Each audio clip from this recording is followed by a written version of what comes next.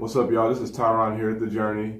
And like I said last week, we're going to have a very special guest today, which is the one and only, my wife, Miss Ashley Hall. That's her right here. The educator, the queen bee of the house, you know what I mean? And so she's been a teacher in education for how long? 6 years. 6 years of education. And how old were you when you discovered that this is what you wanted to do? Now, you said you were a kid. Do you remember how old you were? Or No. Don't remember how old I was. I just know I was in elementary school. I've always wanted to be a teacher. And what made you want to teach? I've always wanted to be a teacher. Was it like someone that inspired you, or is there like this? Well, over the years, I mean, I had good teachers that inspired me, but I really think it was just a God-given desire. I just always wanted to teach. I didn't want to do anything else. Now, there were teachers along the way that encouraged, like, yeah, I do want to do this, but It's just always been a God-given desire, I think. A God-given desire, and that's a big statement right there, a God-given desire. I truly believe that every gift that each person has is obviously given to us by God, but that's the journey, right? That's the call, and those things that's inside of you from God. At least for me personally, it seems as if they start calling me out, calling me away from whatever I'm doing that doesn't have anything to do with those gifts. And so I have some other questions I'm going to ask her. You know, I know some things about her, obviously, because she's my wife. We've been married about 3.5 years. We met doing mission work in 2011, and the rest is history. But the question I have here is, okay, how much of your journey, because I heard you say it was a God-given gift. Now, how much of the journey is God-driven? Like, how much of this journey that you're on as a teacher, and you being a teacher, you discovering as a kid that you wanted to be a teacher through your teacher at school, how much of this is God-driven? All of it. All of it, really? Explain. Every last bit. Every last bit. All of it. All right, all of it. Explain.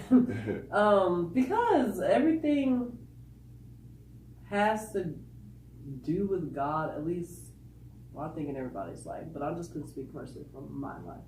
Everything traces back to Him. So even the things that didn't seem like they were supernatural or spiritual or just seemed natural really was God also. Like, it's just always been God ever since the beginning. Like, where did the desire come from? Right. It wasn't like because I looked it up and saw. I just wanted to be that. So, right. Yeah. And I remember you talking before too about how you used to set up your stuffed animals as a classroom at home, and you act like you were teaching to them. I had a lot of stuffed animals. I don't know if you knew that. So she already had an audience as a child. I did. Right? I had a bunch of stuffed animals, and I used to set them up in front of me, and I would teach to them. Like, I would either teach some lesson I made up myself, or it would be a book that I was teaching from, or if a teacher gave me a teacher edition book, I would teach from there. Wow. So your teacher actually gave you a teacher edition book, like one of the teacher books, like one of the ones that I must confess that I was trying to sneak and go look at the answers, you know. Wow. But the teacher actually gave you that book. Yep. Wow. Several teachers. I would have teachers all the time just give me, you know, like at the end of the school year, they clean out stuff. Oh, yeah. But teachers don't you don't give away curriculum. Right. I mean, I don't do that as a teacher. You're not even in charge of curriculum, but they would give me teacher edition books all the time. They would be like, here you go. Wow. I would be so happy. They obviously saw something in you then, right? Oh, yeah. Wow. They saw the teacher in me. Now, I'm a firm believer that moms are superheroes that have superpowers, and they can, like, you know, they got eyes behind their head, so to speak. But teachers, I do believe, also have superpowers, and they can see what a student or what their students are going to be, and look at those things inside of them. Maybe even when you can't see it yourself. I mean, you're getting these teacher edition books, going home and teach. So my other question, was there ever a time all right, that you second thought teaching? Like maybe as you got older, maybe into middle school, maybe in high school, like, I don't know about this. Was there ever a second thought or a second guess about this? Yes. What? No, okay. All my life, I wanted to be. I sound like Color Purple. All my life. I wanted to be a teacher forever. Mm-hmm. But my cousin, one day, she was like, "You're not gonna get any money from teaching. Oh. Like, you need to be a doctor because doctors, get a lot of money." Mm-hmm. So I was like, "Okay, well maybe I'll try being a doctor." But that wasn't even like a thought. Like I didn't change no major to doctor. I didn't like research doctor. It was like a thought, and then I was like, no, I'm gonna stick with teaching. I mean, it's crazy because people will change what they want to be throughout, like, which is fine. Throughout but I college. just have never ever changed. Right, and it's interesting because people do change their major a lot in college. That's like or even pretty up. common thing, yeah. Mm-hmm. And I used to work at a hospital for a long time, and it was interesting to me how many nurses were in this business for the pay, and it wasn't necessarily their passion, and they kind of just really just pushed back their passion down, what they really wanted to do. Maybe because they didn't think it could bring, the monetary value that maybe the degree of nursing or whatnot, medical field could do for them. But it's always interesting to me how people kind of push away what they really want to do, what they really are for something because of the pay. So, wow. So that is my next question. How much of the journey, or even you choosing to be a teacher or discovering that you have the desire, how much money is a part of it? Is money a part of this thing? I mean, you have your family, your cousin told you, hey, you need to go be a doctor because you ain't gonna make no money as a teacher. So how much of what you wanted to be, as far as being a teacher, how much of that was money? How much was money a part of that? It wasn't. You weren't doing it for money, or no. First of all, nobody goes into teaching for money, and second, it wasn't a factor for me. Like even when I thought about being a doctor because doctors get paid. It's just it wasn't what was in my heart. It wasn't my desire. It wasn't what I've been like. All my whole focus was only on teaching. So I didn't care if it was gonna be like a lot of money. Or if I was going to get a little bit of money. I just wanted to do it because it was just in me. Something I just couldn't turn off. Right. Yeah. Man, great combo with the wife. Is there something in you that maybe you can't turn off, as Ashley talked about? Maybe something inside you that you can't shake. Maybe there's something that at night that keeps you awake, right? If that's so, then that's your call. That's your gift. That's your passion. That is your journey, right? And that's that thing that's inside you that you just can't seem to shake. That's your niche. At least that's one of them. Now, we're talking about the call. Once again, the call is your dreams, your passions, these gifts that's inside of you. And like Ashley said, from the Creator. And that's what the call is. And we're all on this journey. Also, y'all know I'm a fitness trainer, instructor at the Y. I'm at the Hutcherson Y in Tulsa. And I just changed my time to earlier from 7 a.m. on Tuesdays and Thursdays. I've backed the time up to 5:45 a.m. That's right, 5:45 a.m. Tuesdays and Thursdays. It only lasts an hour, and then obviously on Saturdays at 10 a.m. So I hope to see you soon. Come get fit so you can be healthy to take your journey. Now we're gonna get back to this convo with my wifey there. Miss Ashley Hall.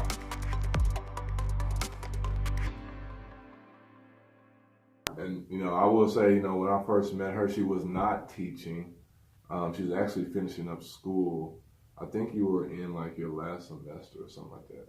Wow. And now this is someone she knew as a kid. This is what she wanted to do. She was focused on that, laser beam focused, and she didn't miss a beat. I mean, graduated high school, right out of high school, 18, right into college, and I mean, got your degree at 22, you into your first year of teaching, Although you did have a time where there was a second guess. Second guess or second thought. True. So when I met her, we were dating and everything, but she was going through this internship, right? And go ahead and talk about that experience, like the intern. So as a teacher, in your final semester, you have to do a full internship where you're in the classroom for 4 months. I thought it was in high school, a 9th grade classroom, which I don't know why I thought I should do high school because I would like high school. But it was horrible. I had a horrible experience. Like, the kids were running me over. My mentor teacher wasn't really helping me. When my clinical educator who was over when she would come and observe me, she was like, what is going on? It was like failure or something I've always wanted to do that I've never taken my eyes off of. And I'm like, yeah, this is what I'm going to be. I know this is like what I'm supposed to be. For me to fail in that moment, I was like, forget that. I am not, I'm not cut out to be a teacher. I just can't do it. And I actually gave up. Well, I finished the internship. I pressed through. But after that, I was like, I am not going to be a teacher. But wow. But you are. You stay with you. It called me back. You are what you are. It called. And this thing is about a call. You talk about your calling. And what's interesting is, since we've been on this topic of the calling, we're talking about your dreams, your passions, the things that you're gifted with, that thing that makes you tick, the thing that makes you you can't get enough of it. It calls you out. Even for me personally, which she knows she's gonna like, obviously. But with this transition I've made from even being a basketball trainer and coach, these are other things inside of me that have kind of called me away, in a sense. To give more attention to the full identity and full person of who I am, all these other things that make up who I am. And part of that is, this right here, the journey, right? This show and encouraging y'all to go after the greatest version of yourself. Now, we're talking about the call. I heard something very interesting. I think it was last week, a week or two ago, and it was on a sports show. I love my sports shows. But Snoop was on there, and he was on the Undisputed show, and they were talking about Colin Kaepernick. And one thing he said, which really triggered something inside of me, I thought it was very coincidental to what we're talking about, the call. And so I'm going to pull that up, and we're going to watch that real quick, and I want to hear your take on what he said. Where do you think Colin is headed from this point? Do you see any football left for him? Do you think that's over and done? And if it is, what's next for him? I think he's seriously involved in community work. This has taken him back to the beginning of what he wanted to be in life. I think this outweighs football. Because sometimes in life you got to find your true calling.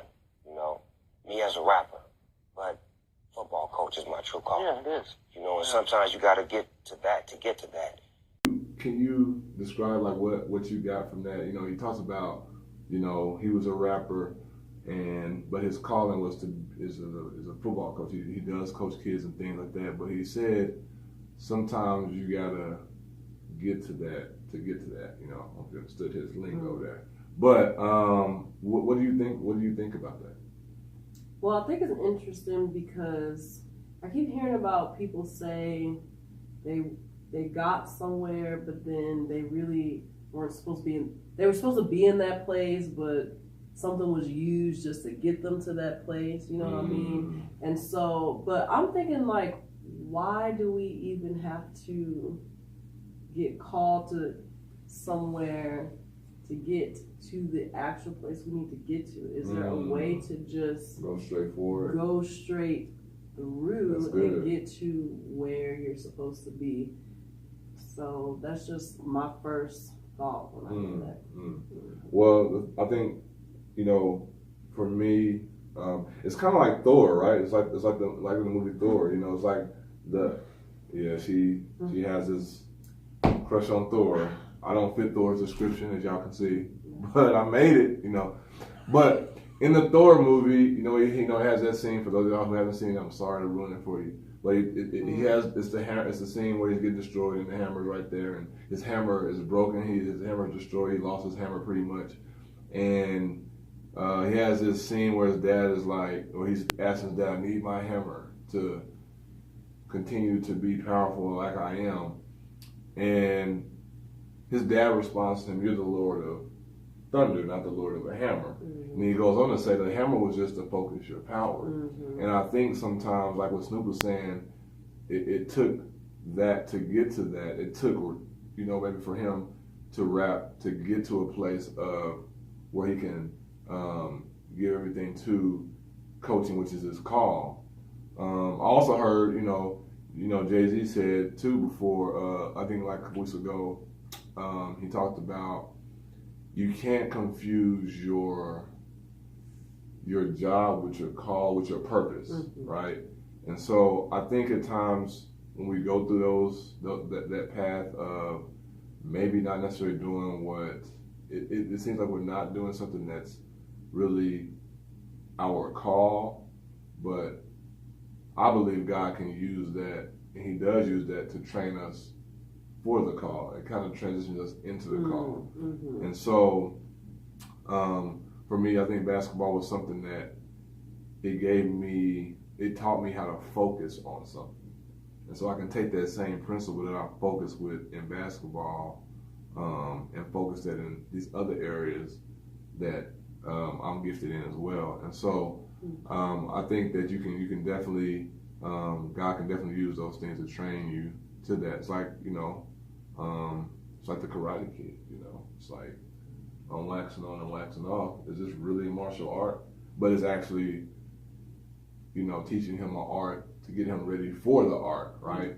So one more question that I have. I know I've been asking you questions, but one more. You're an educator, you're a teacher, and how much of education is a part of a person going after their dreams? Like, if I'm going after my dreams, how much of education is education helping that? Is education hurting that? You know, there's been that discussion out there. You know, is education helping it, or is it kind of, you see people kind of, the successful people who kind of skip or drop out of college and been successful. So, you know, does education help? Does it help the journey? Helps you on the journey to your dreams? Well, personally, for me, education was everything to pursue my dreams of becoming a teacher. Now, as I'm in this spot now in my journey, education isn't everything to me anymore.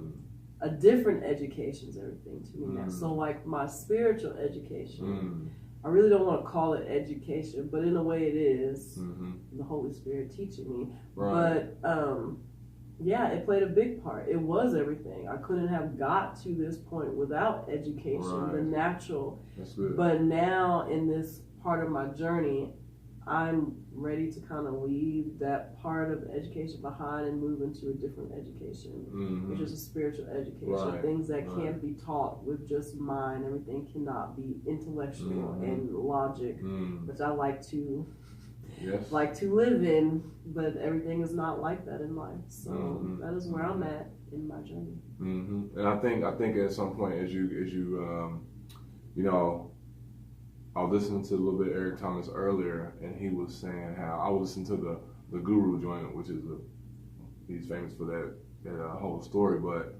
he talked about how pain is temporary, and he talked about how eventually it will subside and something else takes over. And I think at times in our gifts and our call, you get so immersed in it, then I think that begins to take over, and it kind of defies logic. It kind of overrides any type of logic. There is no logic in just going. You just go after it. Like, what was the logic in Michael Jordan doing what he did? What was the logic in Steven Spielberg, right, or Will Smith, or these other great people who have just went after it, right? So, what's the logic? The logic is just jumping and going after it, you know, and not jumping, like I said before, not in a suicidal way, but jumping in terms of, you know what, I'm gonna dive all in and see what happens. And so that's what the call is. And you heard it from Ashley Hall right here, the educator, and much more than the educator. Yeah, not just educator. Yeah. Next week, I'm going to have a good friend of mine. We've been friends, man, for a long time. And man, Paul, Chris Collins. Oh, yes. My man. You know, oh, yes. Into fitness. He's a trainer and definitely has a lot of wisdom when it comes to fitness and, you know, how to treat your body, what to put inside of it so that you get the best out of who you are and so you can go after your journey. And so this is Tyron, Ashley Hall right here on the call, and we see y'all next week with Paul Collins. All right.